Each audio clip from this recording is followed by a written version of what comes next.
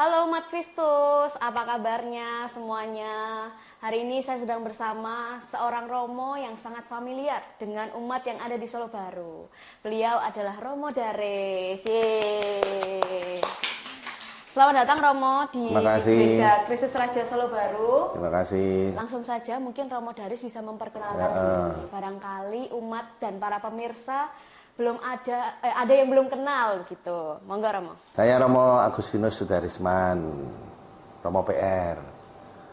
Terus saya tugas sekarang di Paroki Santa Maria Lodeh Sumber, ini tahun ke-7. Lalu pernah mengurusi Solo Baru sejak tabisan dulu tahun 99 bulan Agustus. Hanya 2 tahun, lalu kemudian datang lagi 2012 Solo Baru masih stasi sampai Solo Baru menjadi kuasi 2015. Oke, sudah perkenalan singkat, sudah kenal dengan Romo Dares. Langsung saja, kira-kira bagaimana awal kisah panggilan imamat seorang Romo Dares di zaman dahulu kala? Apakah panggilan itu datang sendirinya ataukah dari orang lain? Monggo Romo bisa bercerita. Saya menanggapi panggilan Tuhan kalau dijawab dulu apakah dengan penuh kemantapan, tidak. Saya panggilannya dimulai dari pada saat retret SMA kelas 3 di Susteran Muntilan. Terus Romo Diakon yang beri, sekarang Romo Marto Sujito itu begitu berapi-api lalu menggerakkan saya untuk berdua dengan teman saya daftar seminari. Dua-duanya diterima, teman saya berhenti, saya terus, lalu dapat teman yang lain tentu di seminari sampai tabisan ber-8 angkatan asli ditambah ke kelas 2, jadi ber-10, sampai sekarang masih 10. Jadi awalnya ya sekedar mencoba, lalu dalam perjalanan waktu diolah, dimurnikan motivasinya begitu. Saya bukan seorang yang aktivis, saya orang yang rajin misa mingguan saja. Bapak dan adik saya yang aktivis. Oke. Lalu karena tadi awalannya sudah bagus ya Romo ya. Kira-kira bagaimana perjalanan imamat sebelum ditabiskan hingga saat ini berkarya di Paroki Sumber ya Romo? Dari dahulu sampai sekarang. Jadi Romo ya? Iya, betul. Saya masuk Dirjo Dipuran atau sejak ditabiskan masuk Dirjo Dipuran. Solo Baru masih disebut gereja alternatif dalam pengertian sementara Solo Baru sudah jadi Kristus Raja, San Inigo baru dibangun. Saya menafsir ya waktu itu bersama Romo Marti. Oh, alternatifnya ke gereja ke Solo Baru, tapi de facto kan sulit ya untuk transportasi. Lalu akhirnya Solo Baru dijadikan stasi dalam pengertian ada tata hubungannya 2000, tahun 2000 ya 2000 masih Pak Paulus Untung. Kemudian saya pindah ke Wonogiri 4 tahun, 1 tahun jadi pastor vikaris, 3 tahun memimpin paroki Wonogiri, paroki yang luas dengan jarak paling jauh 60 kiloan kapelnya. Bentangannya 30 kilo ke selatan barat, ke timur laut ya, timur laut 60 kilo, jadi 90 kilo. 4 tahun saya lalu pindah ke Paroki Melati 2005 pertengahan di Paroki Melati berdua. Kemudian 6,5 tahun. 6,5 tahun pindah ke Dirjo lagi. Setelah 10,5 tahun, jadi ketemu Joyce juga. Iya. Tapi Joyce kecil. Lalu Solo Baru masih stasi sampai 2015 saya menemani Solo Baru, lalu Solo Baru menjadi kuasi, Romo Beni datang itu. Lalu saya di Dirjo yang kedua itu 7,5 tahun, lalu pindah ke Sumber sudah tahun ke-7. Begitu perjalanan iman saya. Kemudian tugas-tugas selain paroki ya, pertama dulu saya dapat tugas Komisi Kitab Suci Solo, Kevikapan Solo. Lalu dalam perjalanan waktu lebih banyak di PSE dan APP, entah Kevikapan Solo atau ketika juga di Jogja dan juga sekarang di Kedu. Jadi selain itu juga ikut menjadi tim supervisi paroki di Kesupan ini sejak 2006 sampai sekarang. Tim sejarah Keuskupan. Jadi saya diuntungkan untuk mengetahui banyak hal kaitannya memimpin paroki tertentu. Masih Dewan Harian Kevikepan, entah waktu di Solo, entah waktu di Kedu sekarang ini. Begitu. Iya, luar biasa, perjalanannya panjang Ya. sekali. Nah, dari perjalanan yang sangat panjang ini Romo, pasti ada sesuatu yang berkesan, entah apapun itu. Mungkin Romo bisa sharing kira-kira sesuatu yang berkesan itu selama menjadi Romo itu apa? Saya bisa melayani banyak orang. Saya dilatih untuk menyesuaikan dengan sekian banyak ragam karakter orang. Dan yang paling mengesankan kalau dalam pelayanan imamat, saya bisa membuat sesuatu yang tidak bisa oleh orang lain, yaitu misa. Betul. Maka ya itu yang paling menyenangkan. Maka kalau imam diwajibkan misa tiap hari, yaitu sebentuk cara memelihara imamatnya. Umat diajak tentunya diikutsertakan. Itu kalau yang paling terkenal ya, paling mengesan. Lalu sebaliknya, kira-kira apakah ada tantangan untuk mewartakan Injil, apalagi di sekarang ini kan era digital, era media sosial, tentunya akan lebih sulit ya Romo ya. Kira-kira apa tantangan saat menjadi seorang pewarta Injil di zaman yang sekarang begitu? Untuk pewartaan, saya merasa orang jadul, jadi tidak begitu menguasai teknologi.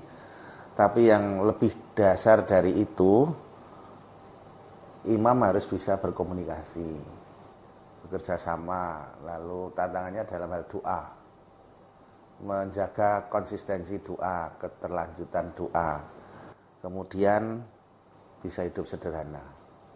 Itu tantangan lebih berat. Kalau soal teknologi, saya percaya anak-anak muda bisa lebih dilibatkan, dan itu ciri khasnya. Orang jadul kalau menyesuaikan teknologi selalu tertinggal.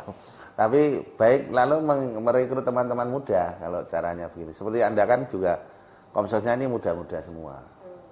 Di tempat saya belum bisa maksimal kaum muda. Maka tantangannya dari satu sisi tadi hidup sederhana, doa, lalu berkomunikasi, tapi dalam kaitannya dengan teknologi ya lalu melibatkan teman-teman muda. Kita tidak bisa kerja sendiri. Nah, di situ pastor sekaligus memanage, jadi manajer untuk sekian banyak orang yang terlibat. Itu yang juga menjadi tantangan. Ini cocoknya di mana, si B cocoknya di mana. Berarti waktu zaman COVID itu Romo Daris gimana itu? Memimpin misa online gitu juga dibantu oleh teman-teman muda? Di apa itu namanya? Dikurung itu namanya? Di karantina? Di karantina 8 hari. Lalu setelah itu atau sebelum itu saya tetap misa. Di sana tidak mungkin pakai online toh. Sinyal toh. Ya tetap misa biasa, tapi sangat-sangat terbatas supaya tetap terjaga jarak. Saya merasa di Sumber saya kira paroki yang tetap misa. Tetap misa, dan bahkan saya justru di masa-masa Covid malah kunjungan dari rumah ke rumah. Supaya selesai datanya, lalu ya saya dapat sesuatu. Lalu kalau misalnya dibatasi memang. Kalau misalnya harian sebatas memakai kapel susteran, kalau minggu lalu sangat dibatasi, lalu bergantian. Supaya jarak antar orang tetap terjaga. Itu yang saya lakukan di saat Covid. Lalu ini agak sedikit melenceng dengan topik. Tadi kan sudah sempat disinggung kalau Romo Daris itu sangat dekat dengan umat yang ada di Solo Baru. Kira-kira apa sesuatu yang berkesan dari umat di Solo Baru atau paroki Kristus Raja Solo Baru yang sekarang atau yang dulu mungkin boleh di-sharingkan Romo? Saya menemani Solo Baru kan 99 sampai 2001. Ya belum ada bangunan ini, belum ada. Masih ada barak. Sekarang barak istilahnya. Lalu kalau saya tidur siang di atas itu, di ruang son gereja. Di situ dengan Mas Wawan, Koster kalau nggak salah. Mas Wawan ya? Belum tahu. Malah nggak tahu Pak Wawan. Belum. Mas Wawan. Ya kalau saya lebih cenderung kalau siang memakai sini untuk nyepi. Untuk menyiapkan sesuatu. Lalu saya berkesannya apa? Berkesannya kalau dulu ya gereja ini megah. Sekarang sudah kesilip oleh kiri kanan. Megah, lalu kalau misalnya ini harus cepat. Karena orang cenderung 1 jam. Maka saya waktu itu belum ada alat teknologi, masih kaset ya. Saya selalu masukkan kaset, direkam semua. Lalu jalan keluar. Kemudian kalau berkesannya saya yang kedua, kedatangan saya kedua 2012, saya menyelesaikan ini umat semua dikunjungi gitu loh. Supaya persiapan nanti kalau mau jadi paroki sudah terkunjungi semua dan ya saya merasa bahwa Solo Baru adalah punya energi banyak. Kalau tidak dimiliki dengan baik itu bisa salah. Bisa salah toh. Ada punya Mancasan yang sekarang juga sedang membangun, nah maka kerjasama antara Mancasan dan Solo Baru. Mancasan itu lebih tua, walaupun akhirnya jadi paroki Solo Baru karena letak tata kota dan sebagainya. Karena dulu Mancasan dan Sukoharjo itu stasinya Dirjo Cipuran, Solo Baru nyusul. Dan gereja Solo Baru bersama Mancasan, bersama Kapel Semanggi dibangun dalam tahun 1997. Maka waktu itu hebat itu Dirjo itu. Dalam 1 tahun 3 tempat ibadat.